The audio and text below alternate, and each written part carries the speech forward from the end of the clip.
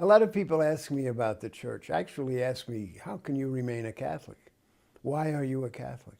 How do you stay in the church all these years, be faithful to it? Well, here's how I look at it. I look at the church as a mirrored reflection of myself. If you looked in the mirror, you would see, what would you see? You'd see moments of grace and goodness and splendor. You'd see wonderful good deeds. You'd see healing and help. You'd see the community of saints in the church. You see the saints who have given us such good example, the priests, the sisters, the help that we've received along the way from good, noble people who have been nourished by the church. But you also see, or maybe the invisible dark side isn't immediately evident in everybody, but there are dark sides. Where sadness and depression and sin and failure and people who behave in a way that they would feel is ignoble and not worthy of them.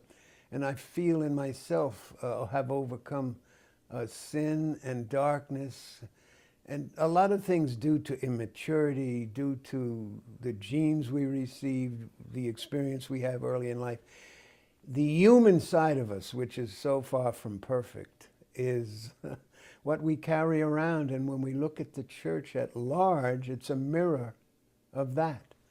And so I think it's very important for you in judging the church to be compassionate to the human church, the church which is the embodiment of the sinful people of God, and to realize whatever upsets you and drives you away. There are millions of ex-Catholics and lapsed Catholics, millions of them, and they all have very good reason for leaving. I wouldn't chastise anybody for wanting to leave the church, because each one has his own or her own particular reactions to things that happen to them at their level of understanding. So, but upon examination, the things that really bug us about the church is the human element.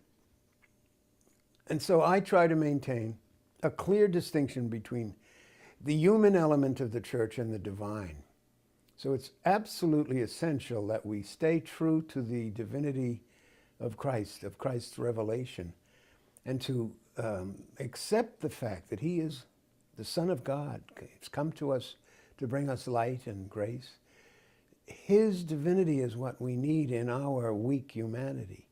So the things like the Eucharist, the presence of Jesus in the bread and the wine, they flow from the divinity of Christ, who himself was God and man in one hypostatic union, it's called. Holy, holy, holy. We bow before the holiness of the church, knowing full well that it is so thoroughly human. I would say the best that's in us should love the church. It's a gift from God. It's a sacrament of the divine presence. And we should not put it on a pedestal beyond what it deserves. I think you have to win respect and earn respect. Therefore, those who do not earn it shouldn't get it. But the church itself as a body is Christ among us. I'll tell you one last story. St. Joan of Arc was being prepared for death the night before she was burned at the stake. And on the record, the scribes came to take her last words. And she was condemned by a church court to die by fire because she was declared to be a witch, all of which was reversed, subsequently.